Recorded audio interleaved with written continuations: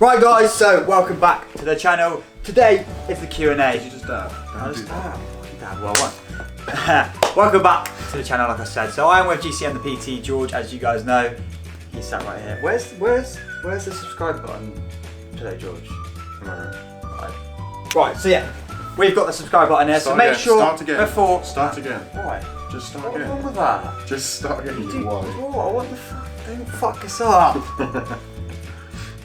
Welcome. No, I don't need to start welcome. I just wanted to click a finger so it makes the video better. Alright. You gotta think about these little things, George. Everyone loves it. He's not my fucking friend. Alright. So yeah, there we are. We're back with the subscribe button now. So make sure you do all hit the subscribe button for my channel and George's channel before this video goes ahead. Hit it now. But yeah, let's get into this Q&A. So I've got a load of questions on my phone. I will answer some and George will answer some. They're both car related and we both do automotive media content anyway, so we can do a mix of questions. So the first question I want to get onto is probably a question for both of us, so we can both answer this. And I will let George answer it first and then obviously I'll do it afterwards. And the question is, if you had £20,000 to spend on a car, what would you get? I've actually thought about this so many times in conversations with friends. I think it would probably be a GT86 or a Subaru BRZ. Fat sort of rocket bunny body kit, Really? big spoiler, air ride system. I don't know, I just feel like it's a really reliable car and it's a really modifiable car as well. So I think £20,000, I think you'd probably go and do that. I think it'd be good on insurance too. Fair I enough. don't know, how about yourself? If I had 20,000, probably what I'd do, considering like I'm now a massive fan on 350Zs, I'd probably go out, get myself a sick 350Z, low mileage. I'd put like a Liberty Walk body kit on it, and then I'd get like a bolt-on turbo kit, because like at the end of the day, you don't want to go spending all your money on on a car just to pay for the car. Like if you had that 20 grand, you don't just want to pay for the car. Obviously you want to modify it and do stuff to it. So if I had the money, I'd probably realistically get the 350Z and then get the wide body kit and just do all the crazy mods and stuff like that. See, I've got a 350Z and I feel like I'd need something different. I need that excitement of getting something new. Exactly, that's what I mean. You need to do stuff. But in his position, I feel like I'd supercharge it. I feel like that would be something a bit different. Yeah. So yeah, that's question one. Question number two. Now this one is towards me. You've seen that I've had a few Fiestas in the past from my old videos. He's looking at getting a Fiesta Zetacast Mark 6 for a first car.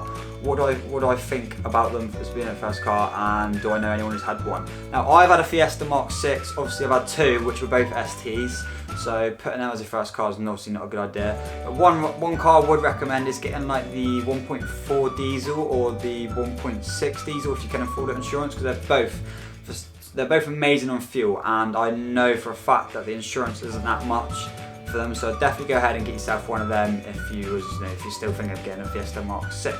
Is that a Zetacast? I've driven one. I approved those. Yeah, they're really, really good. My ex-girlfriend had one and I've actually test driven one. They're pretty cool and obviously economical too. Yeah. Right, so next question I got asked the other day is, we're both going to answer this one again anyway. This is a question towards both of us because we both have YouTube channels. Now, I got asked, why did you start up a YouTube channel and what made you want to start up a YouTube channel? So I'll let George answer first. Oh God. It's definitely going to be different to Luke's answer, but I got picked on at school for being the very different person. I think my personality was very out there, very, not so much hyperactive, but I was the guy that was labelled as different. So I figured YouTubers are different, their personalities are sort of hyper and out there, so I figured I'd get myself onto a platform that maybe I could reach more people. Having got into gym, having got into fitness, I thought I'd get my word out there and try and give people the free advice that maybe they're too cheap to pay for. And then I got into the modified car scene and started making car videos. Obviously it's a journey and we're both here to learn and I'm improving slowly. But no, I think that'd be my answer, is just getting my word out there and having a platform that I can put my creativity on and then look back on in the future and see how much I've improved. Sweet. Cool. It's a good answer. Good question as well, to be fair, to whoever sent that question. Can't remember your name now, but good question.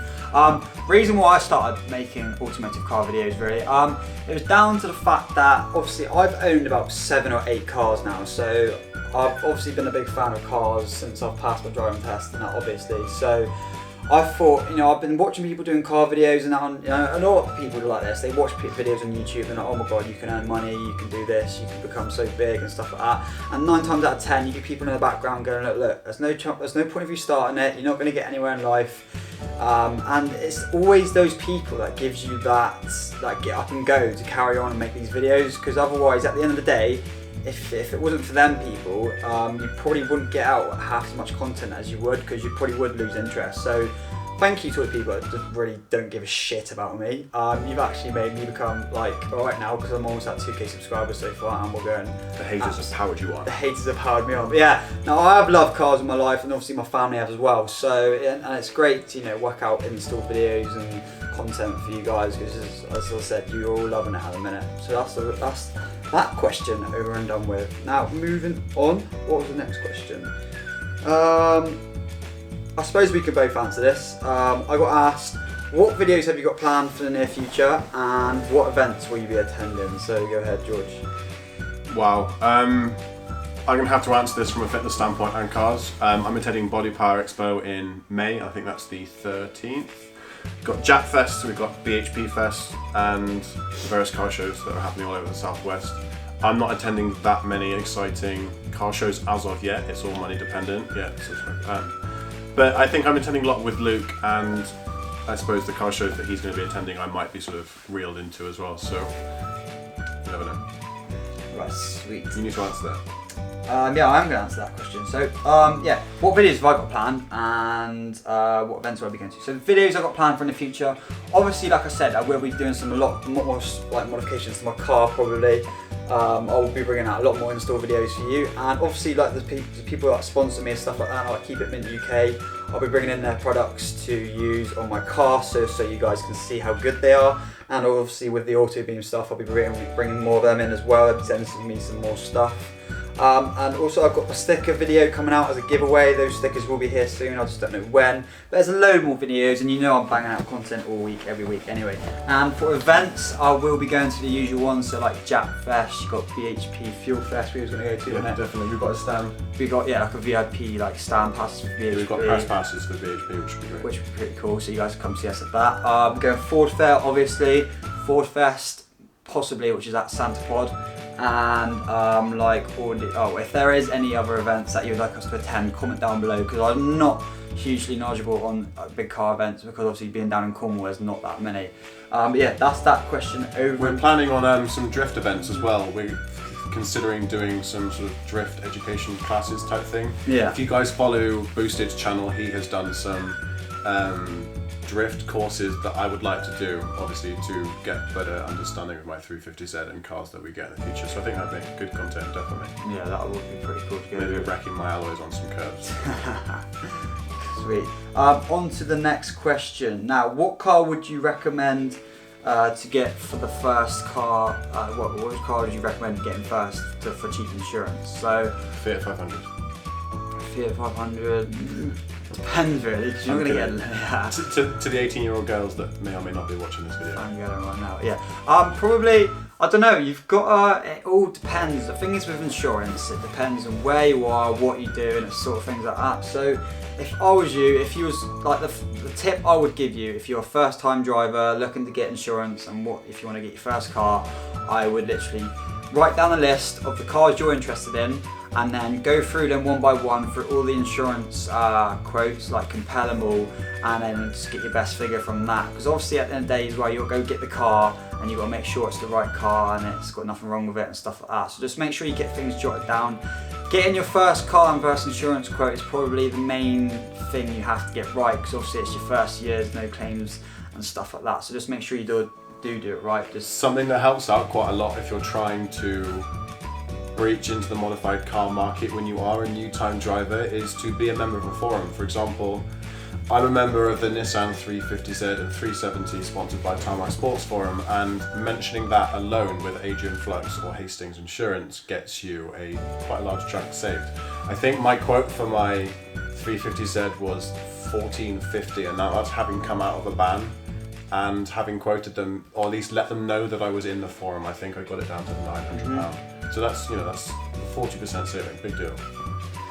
Who would you recommend for modified insurance quotes? Now, there's plenty of companies out there now at the minute that obviously, like George was saying, they obviously, if you're with forums, they offer discount codes for insurance and stuff like that. Now, I know for modifications, if you go with people like I think it's Admiral and Sky Insurance and Brent Acre and Adrian Flux and stuff like that. I think it's Adrian Flux. They offer free modifications, so like whatever your insurance quote is, that's your insurance quote, no matter how many modifications that you put on. I think it just stays the same, because I think Tommy from B17Y told me that the other day. But yeah, definitely go with one of those check them all out, obviously get quotes off them all, but that's probably what I'd say for those modified insurance. If your parents have got good driving history as well, for example, I got my dad on my policy, and I think it saved 50% on my policy up until I had 5 years no claims. So if your mum or your dad does have a good driving record, I'd certainly recommend quoting it with them on as well. It does make a big difference.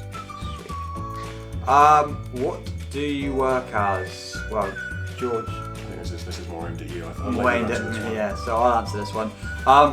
What I work as basically I am a level 1 technician at the minute at a garage called ATS. Now you're probably thinking, oh Luke, you're just a tyre fitter. No, I'm not just a tyre fitter. I don't just fit tyres. I do mainly, but like I can do servicing, brakes, exhaust, batteries, wheel alignment, etc. as well. You can see his knees are filthy. He's always on his knees. I'm always on my knees doing stuff. That's not a section but yeah, that's my job. I'd call it like a tyre technician, mechanic, I guess, something like that. He works at Halfords. I don't work at Halfords. Yeah, that's that question. So moving on.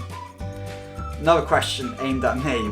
What made you pick the Fiesta ST? Now that is a very good question, as obviously a lot of my cars have been Fords. I think it's just because of the fact I've been brought around a family that have always been interested in Fords, and you know, it's the only really car that, to be fair, at my age, for to buy a car like a sports car or something, if you call it a sports hatch, hot hatch or something like that, it's quite good on insurance, and it's like great. It's a really good all-rounder for someone that's of my age. Same for like the Corsa VXR and like the Megane Sports and the Clio Sports. And Megane Sport is in a different criteria in my opinion. Well, actually no, the Clio Sport. I mean that's it. Yeah, the Clio Sport Clio's definitely. The Megane would wreck a Porsche Boxster on the Nürburgring. I definitely not class that as a... So yeah, like your Clios, you got your VXRs, you got your STs. The reason why I chose it is just I just love the fact that of how they looked, how they drive, and they were just such a compact package as for what they were. The prices of them are really good at the minute, and to be fair, the problems you do get are general problems unless you do drive it like an idiot and it ends up wrecking stuff on the car.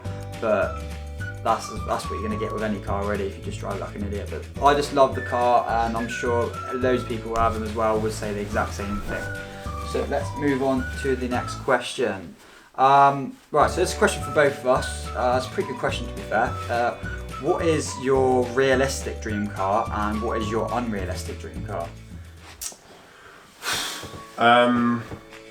Realistic dream car, a Bumblebee from Transformers, so a yellow Camaro. I think, I'm not sure that would be fast enough, but I like the idea of it because it's quite a classy car at the same time as having that muscle effect, I think. Unrealistic, Christ. It's a difficult one. I don't really tend to look into things like that. I always tend to have goals that I feel are achievable. But honestly, I don't feel like something like a Lambo would quite fit me. Maybe like a Mercedes G-Wagon, something that would run people over. Yeah, mow down all the feminists. Yeah, that's pretty cool. For me, realistic, probably the way sort of car prices are that at the minute and stuff like that, I would say like a Nissan GTR 35. I mean, I know loads of people will be like, oh Luke, that's the sort of car everyone would go for, but the only reason I would say that is because of the fact that where I live, there was a guy who had one, and it was running like in the end around like 1200. Yeah, 1201 brake. It's just like the potential of the car. It's just absolute madness for what it is. So that's my realistic one. Hopefully, fingers crossed. Type in matte white green GTR. Yeah, matte white green GTR. That will come up. It's a mad. It's unreal. It was just a brutal beast. And then for an unrealistic car, probably I would say I've been big on Ferraris, but then Ferrari's not really unrealistic if you think about it long term as throughout the rest of your life, because obviously there's been people that saved from like the age of like 20 up to the age of like 40, and they've ended up getting a Ferrari at the end of it, so it could be possible. So probably unrealistically, I would say like a Lamborghini. Is it Vienna or something like that? The one they've only made like 5 of in the world or something crazy like that, like one of those. Sounds like it'll be a few £1 million. Yeah, it's a couple million, so they're probably that. I have seen it a few times. I don't know the name off the top of my head because Lamborghini are bringing out so many like limited edition cars at the minute. I'm losing track of what names they are. But yeah, that's that question. Good question. This question here is both of us. So, have you ever been on a racetrack and which one? I have. I have been to Castle Combe in Bristol. I went in my dad's GT86, hence, wanting to get a GT86. Went round in a Maserati as well. Went round in a Focus ST, and the I don't know which one it is, but it's the new shape Type R that came out like 3 years ago. So yeah, the new shape Type R, so that was pretty cool. I always wanted to go to the Nürburgring, but that's something that we're going to make happen and do like we're going to go to Amsterdam and check it all out and do a bunch of videos on the way. But the Nürburgring is definitely the next one. Yeah, that'd be a pretty cool thing to do. Have I ever been on a racetrack and which one? Now I haven't personally I haven't personally done it. Yeah, I haven't personally been in my own car or someone else's car and done that. But I have been to Brands Hatch and Silverstone Silverstone obviously for Ford Fair and stuff like that, and then Brands Hatch was to watch like motorbike racing and stuff like that, which was about 2-3 years ago. But yeah, that's what happened with me on the track. Next question. Now this question, I don't know. I don't really know. Right. So the question asked is, Luke, would you? Well, it could be for both of us, really, I suppose. But the question is saying, what would your next car be, and are you going to be changing your car soon? So I'll let you answer first. You did start the question as Luke, which car are you getting? But no. I every day consider selling the Z. I miss turbocharged front-wheel drive cars a lot. I don't really like chewing through my rear tyres on a daily basis. Am I going to sell it soon? Probably in the summer. It's a convertible, so it's going to be selling a lot easier in the summer. And if I were to get something next, this is what we were discussing earlier. Mm-hmm. I really don't know. I mean, I'm 27. I can insure a lot of cars, and I've got a sort of a £10,000 to £15,000 budget. So I think it just. I'm finding the right car, really, isn't it? Finding the right car. I mean, I absolutely love his car, but I just couldn't be the 27-year-old that drives a Fiesta ST. Mm-hmm. I really don't know, honestly. I don't know. Probably something 4-wheel drive. Yeah. Maybe an Audi, an S3. Yeah, the S3s, yeah, 4-wheel drive. Maybe an S4. They're within that price range. Possibly the RS6 you saw in the latest video. Yeah, that one. I'll buy that off Lee. Yeah, that reduced. But yeah, cool. If I was to, now I was having this chat the other day, ever since I've been out in George's 350Z, I've absolutely loved it, and I think they sound unreal. And it's kind of took me to the point where I want to get out of finance and actually have something that I can build up from the bottom. You'll be able to pay it off working at Halfords, you'll be fine. To actually have a car that I can build up from the bottom upwards. So like getting a 350Z, what that's like, obviously not one that's worth as much as George's, but one that's it's not been very well looked after, and something I can do up really well, like giving you a paint job and do loads of things too, because obviously it bring out so much more content for you guys, and it would open up the automotive, my automotive content a lot more for you guys. But if I was to sell a car, it'll probably be after show season this year, but I will keep you all updated as to if I do or not. But that will probably be the car if I do go for one. But yeah, that's it. That's it for the questions. I don't know how long this video has gone on for. It feels like it's been like forever, doesn't it? Yeah. But just so you know, if you guys have got any other questions, whether it be aimed at Luke, whose channel you're watching right now, or aimed at me, drop them in the comment section below. If you haven't already, smash that like button. It massively helps us. So. And please press this one as well. Press this button right here for both of us, because George is banging out. Drop him a dislike though if you're fed up with him interrupting me, because yeah, that was right. He's just being a little bitch. But now, please, honestly, George is someone that's just underrated. He's just underrated at the minute. He's not got enough subscribers as to what he needs. That'll change. I'm remaining positive. Like I said in the previous videos, he's got so much equipment here. He could be banging out so many amazing videos for you guys, but he just needs, he's just trying to get the content and stuff. Like I do understand for him. I'm a bit more of a perfectionist. I like to get he doesn't want to really good videos out less often. Exactly. He just wants to make you guys just go wow every time. Like with the Nissan Skyline video he done and stuff like that. Like, where do you get to the time to record videos like that? Like, I can't record videos like that because obviously I'm working full time, and George had some spare time that he could go do that, so that was an awesome time he uploaded that video. But like I said, guys, please smash the subscribe button for both of us. We're almost at 2K now, and I want to get George up to 1,000, so if we can just... Yeah, let's get him to 2,000 and me to 1,000. If we can get him to do that, if we can do that, then I'll be over the moon, and I'm sure we both will do like a dual giveaway if we both hit 1,000, or if he hits 1,000 and I hit 2K. I'll give away my virginity, and he can... I can watch. But yeah, please hit that subscribe button. If you've enjoyed this video, smash the like button as well. Check out all our social media, it will be in the description down below. George is always uploading on Instagram just like I am, and he's also got Snapchat as well. So if there's any questions you want to ask both of us, make sure you head over to our Instagrams and Snapchats as well, or any of our social media. It will all be down in the description below. I'm going to wrap this video up here. Have you got anything else to say, George? I think that's about it. I've chatted enough rubbish. Cool.